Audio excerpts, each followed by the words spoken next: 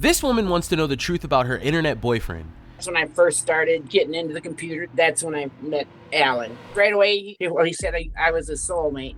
Allan was handsome, rugged, and promised to make a life with Constance. There was just one problem.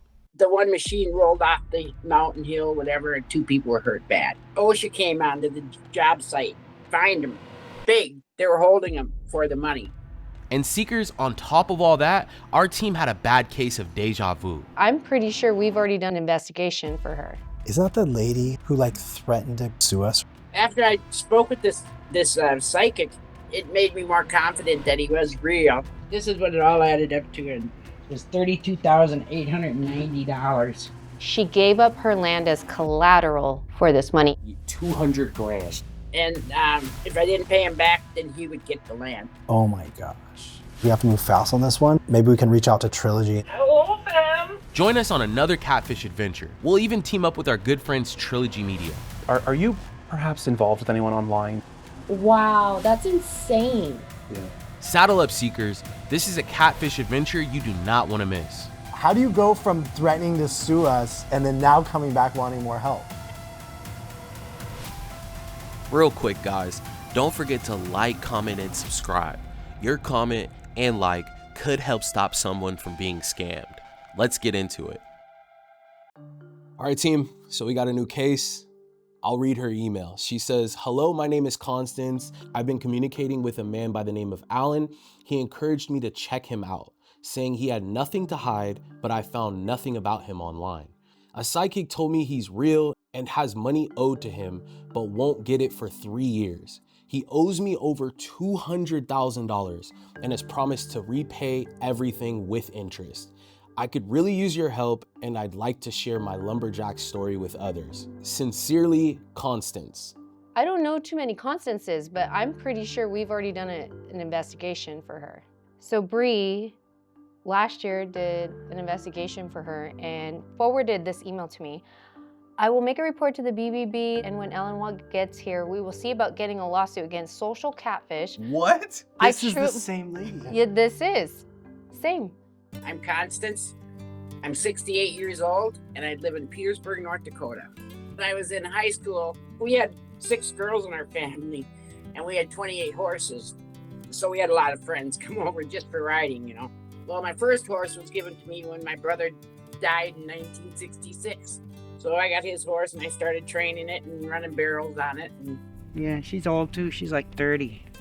My next horse, I'm gonna teach it to barrel race.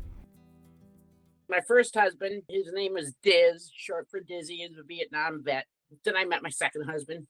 He had 2 kids. He wasn't my dream man. So 2 or 3 years after we got here, then we got divorced. My third husband, he was a truck driver. We met in 2002, and he filed for divorce in 2016. After several unsuccessful marriages, Constance took to online dating to try and find her soulmate. When I got hurt at work and I couldn't machine anymore, that's when I first started getting into the computer. It was the first time I went to the dating site on Facebook. That's when I met Allan. We started chatting. But right away, he said I was a soulmate. When we first started talking, he sent me a photo of him in all of his red garb with his helmet on and sitting on a log in the woods. And then another time he sent me, what he did was he took all his chainsaws and made a heart and sent me a picture of that. Yeah, there's a couple of naughty photos, not from him to me, but from me, of me, yes. I sent them on my own free will, just trying to get his attention, I suppose, I don't know. And we talked about everything, morning and night, all day long. What my dream home was and what his dream home was. And we just made tons of plans, tons of stuff. And he had so much energy and he had so much faith in God. It was all so caring, from the heart. I call him dear sweetheart. He calls me Constance, or he's got that accent, so it's different the way he says my name. It's all the time that we say we love each other, but it happened pretty quick for him. He said it first, which is unusual because I'm a Leo, and Leos are known for saying it first. I told him it was too soon. He didn't know me. That's when he said that we're soulmates. He did borrow a phone one time, do the video chat with me. because he said that at the camp where he's at, base camp, no cameras are allowed. Constance and Allan's relationship moved quickly. The two had already been making plans for their future. However, one day Allan called with bad news. This would delay their plans to meet up in person. We were talking on the phone, and all of a sudden an alarm went off. I could hear the alarm. I said, "What's that?" He says, "Oh, alarm went off." He says that something's happening, something's going on. He said, "I'll call you back." So he hung up, and I waited for his call, and he called back, and he says, "Yeah, there's been an accident. The one machine rolled off the mountain hill, whatever, and 2 people were hurt bad." Because of that, OSHA came onto the job site, fined him big, $38,000 or something like that. They were holding him for the money in a facility, not a jail, in some kind of facility, until the money was paid. I didn't have the cash to send, so I asked my ex-husband if he'd loan me the money, and I offered him my 2 quarters of land, and if I didn't pay him back, then he would get the land. So he was getting a really good deal on land if I don't pay him back. I sent him $2,000. They got it, they received it, the check, and they took it to the bank. They ended up losing the check. So I had to have it reissued a month later. When I got the check back, I cashed it, and I had them give me cash. I went and got a box and bought something like a stuffed animal or something and put the money in it, and then went to the post office and mailed it. I think I sent cash 3 times in a box. 2 times were large sums. The one time the cops got the money because the box wasn't totally closed up. So the UPS opened it and found the cash and called the sheriffs. When the cops got the money, they said that's going to a house. He says it's got Nigerians and it's got drugs and all kinds of stuff going on at that address. I believe it was in Texas, but he said he's going to pay me back with interest. Constance had sent Allan thousands of dollars and even had the police intercept one of her packages of cash.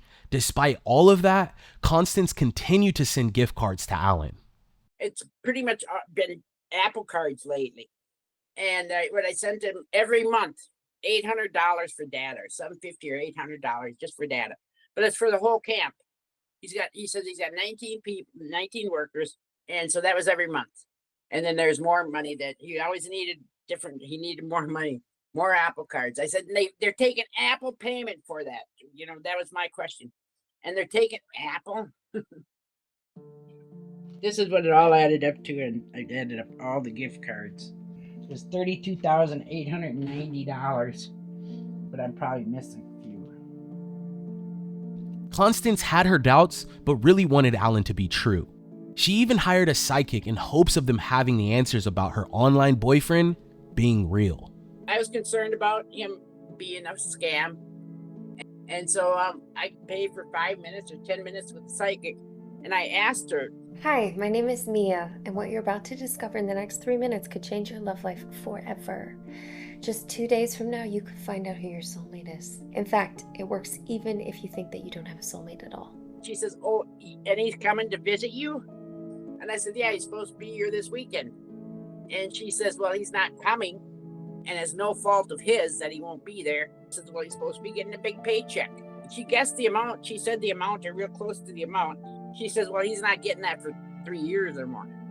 After I spoke with this psychic, and she was so close to, being correct, that it made me more confident that he was real, and I continued to send him money. If Allan turns out to be real, it'll make me the happiest woman in my life. We've got so many plans to get horses, to get my dream house, and a live-in housekeeper. If Allan turns out to be fake, I can live with it, and I believe that the universe will bring it back to me, my money that I've invested. If he is a scam, then he needs the money worse than I do. But I always said that, but the universe will bring it back to me. All right, Seekers, our team got together to come up with a game plan to help Constance out. For those of you that don't know, David and Brienne offer investigations on their website, socialcatfish.com. These in-depths are on the website and anyone can sign up for one. Come to find out, Constance had signed up for one in the past, but she wasn't impressed with the information that she was provided. It says here 80% chance that he is a scam. That means that there's a 20% chance that he is not a scam. So she was taking the fraud score, like the 80% fraud score, which is by the way, a high likeliness that it's fraud. Yeah. And then she's looking at with the glass half full and saying there's a 20% chance. Based off of a VoIP phone number. In this case, what can we do to maybe dig a little deeper? I think just having her understand who this real person is in the image, so she knows that she's not talking to the real guy. And also just looking into the people that she's sending money to. It looks like one of the people that she's been sending money to, they live in Lancaster, so maybe we can figure out a way to connect with this person. It's like an hour and a half away. Yeah. She has a bunch of land, and she borrowed a bunch of money from her ex-husband, 200 grand. She gave up her land as collateral for this money. He wants this land from her. And her ex probably knows that this guy is fake. Yeah. This guy that she's communicating with is promising to pay her that money back, and then she's promising to pay her ex-husband the money back. Oh my gosh. We gotta help her out, right? Well, let's figure out where the money's gone. Let's try to help her out as much as we can. And the fact that she's actively still sending money right now is bad. I know Lancaster's not very far. Maybe we can reach out to Trilogy and see. I know they're doing some cases out in that area. Let's see if they can try to go for us and knock on some doors. The research team has already put in a bunch of time into the report that was sent to Constance over a year ago. But obviously, it wasn't enough. We decided to turn things up a notch. See, when Constance would send money, Allan would have her send it to random addresses around the world. We noticed one of these locations was in California, so we called our boys from Trilogy Media to help us hunt this person down. Hello, fam. How's it going? We're supposed to be sitting down with this lady and revealing all this information to her, but she sent over an invoice and supposedly she wired $47,700 to this guy who lives in Lancaster. So we want to figure out, where does he come in? Because the scammer told her to send this person $47,000 and she sent it, and supposedly he works for this company, Daniel Midwest Real Estate and Logistics. And then I did some digging, so he's actually an attorney and has a law office as well in Lancaster. Did the payment go to his name or to his business's name? It says his name. Trilogy was going to visit this address and confront this person going by the name of Elk, who was supposed to receive $47,000 from Constance on behalf of Allan's lumber project. My name is Ashton. Is Elk here by chance? Stick around until the end. We'll find out who Elk is and talk some sense into Constance. Are you still thinking that this guy's real? He says he still is. If you like this video, please consider subscribing. And once you've done that, give this video a like too. If you're looking to contact us and you think you might need our help finding out who you're communicating with online, or maybe you need help breaking through to a friend or a family member, don't hesitate to reach out to our email, sharemystory@socialcatfish.com. We can help you find the answers you've been looking for. Our team went into our meeting with Constance with one goal: to get her to understand the truth about Allan. This needed to come to an end. What are you hoping to get out of our conversation today that you didn't get 1 year ago from us? Because this is not the first time you've come to us for help, right? Well, because, they did the search, the reverse search, and they found him. But after I looked at it closer, there was differences. So I think it was a look-alike. What do you mean a look-alike? Well, like, I have a twin out there in Minnesota someplace. Somebody says she looks just like me. But I'm sure if you look close, we'd have differences, like our smile or our eyes or our nose. And they have different smiles. And one has a straight smile, one has a crooked smile. But they're pictures, right? Like, I mean, you're smiling right now. Now your smile literally just changed. Then it just changed again. If I took 4 or 5 pictures, I would get different smiles from the same person. The research team had sent us a bunch of emails that you had sent over to our team during you running the in-depth. Your email to us was, I will make a report to the BBB, and when Allan Watts gets here, we will see about getting lawsuit against Social Catfish. I truly believe that he is real and that I am just loaning him money. How do you go from threatening to sue us and leave bad reviews and then now coming back wanting more help? And that's one thing I do. I'm good for BBB all the time. In fact, yeah, they know me well. Are you still thinking that this guy's real? Yeah, it's undecided. You continue to believe it because the psychic had told you That he was going to get the money. She says, "Oh, is he supposed to be coming this weekend?" I said, "Yeah, that's what he says." And she said he wouldn't be there and it wouldn't be his fault. That's what she said. And then I asked him about the money that he's supposed to be getting paid. And she knew the amount or come up with a very close amount that it was supposed to be.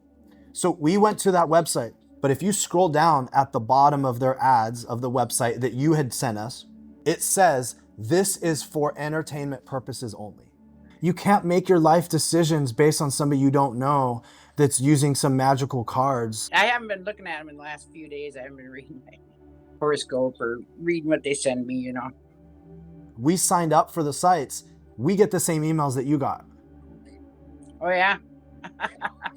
Like, everybody can choose to believe whatever they want to believe in, right? But if you're basing your life's decisions off a stranger that's charging you per minute to talk to them, it's time to think a little differently. Okay, yeah. Somebody who's been doing this for a very long time, 10 years of this, from the horse's mouth, I'm telling you, there's a 0% chance that this person's real. Okay, yeah. I want to go back into the original report because that's where this all started. One of the big things that you had brought up was a phone number. The thing is the phone number that I have here is a VoIP phone number. Constance, anybody in any place in the world can create this VoIP phone number. They don't have names that are attached to them. You know, I was at a conference last year, and there were people there in our club. They're starting businesses. Every one of them had a VoIP. There's more and more people using them in business right now. But if I'm dating you and I'm in love with you and I'm getting tens of thousands or hundreds of thousands of dollars for you, why would I not give you my real phone number? Okay, he says that it's his business phone. But why would he not give you his real personal phone number? He says that's the only phone he has. Okay. There's a fraud score based on specific signals, and the scoring system is a 0 through 100. And 85 is fraudulent. It means that it's fraud. Well, if I was a betting person, I'd take an 85 to 15 odds on something.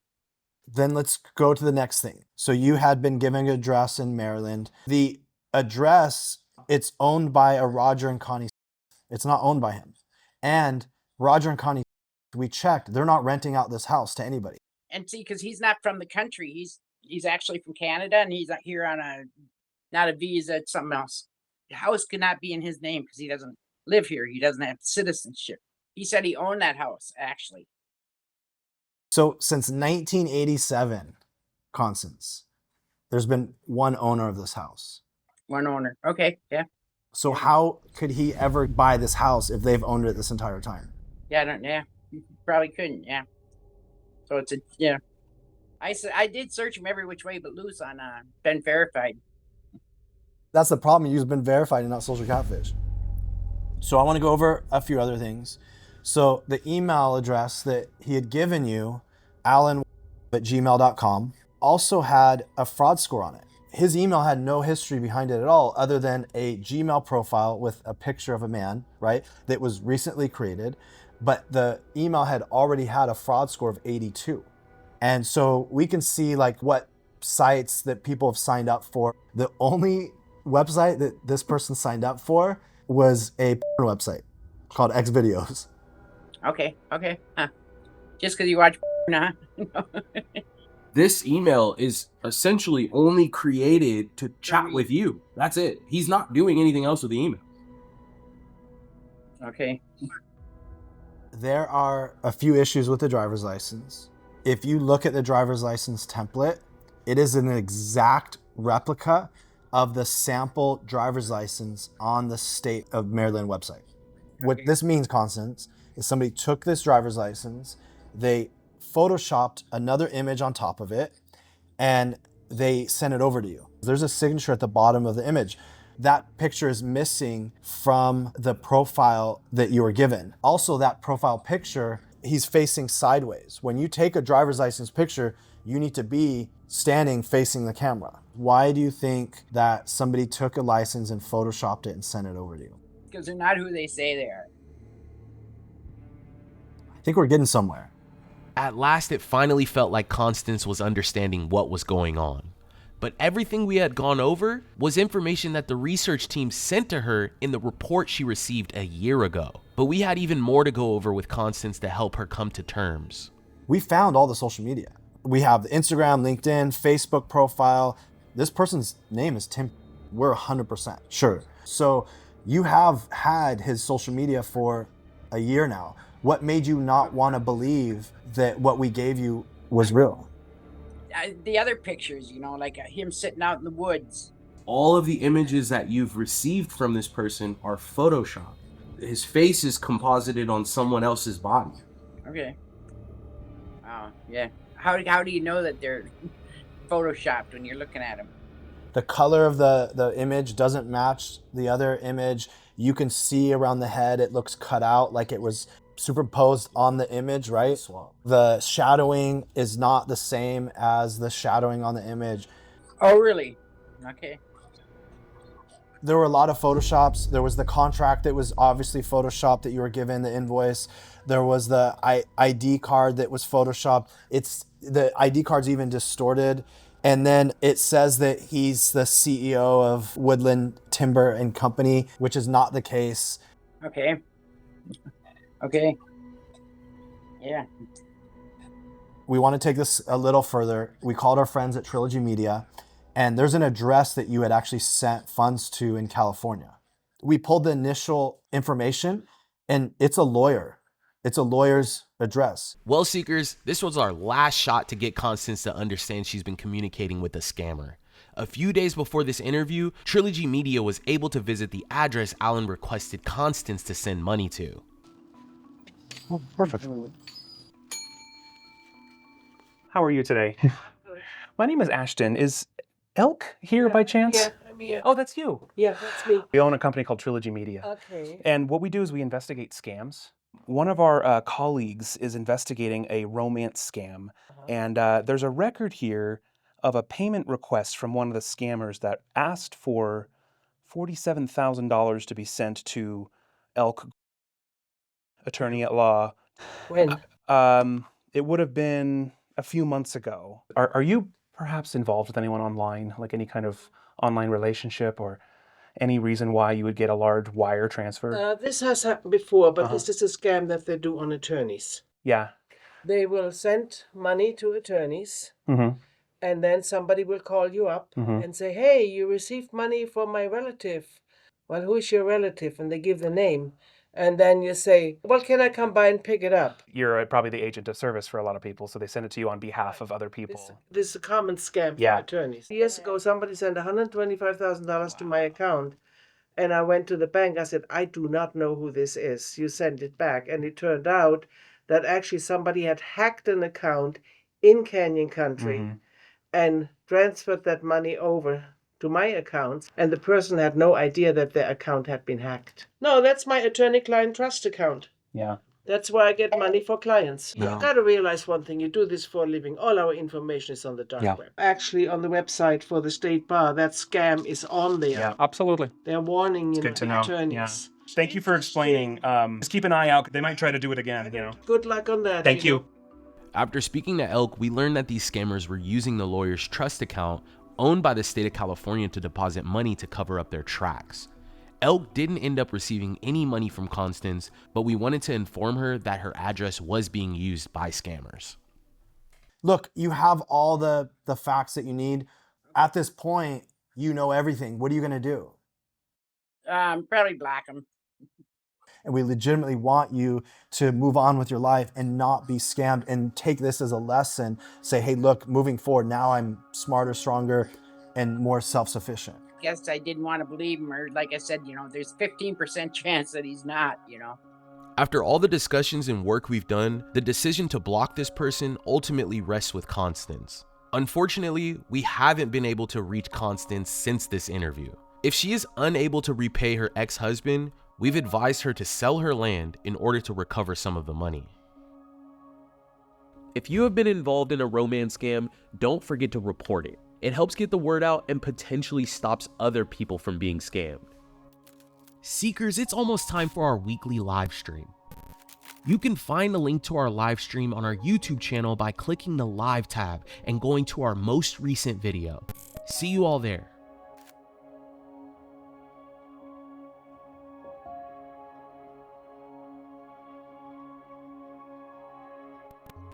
Thanks for watching.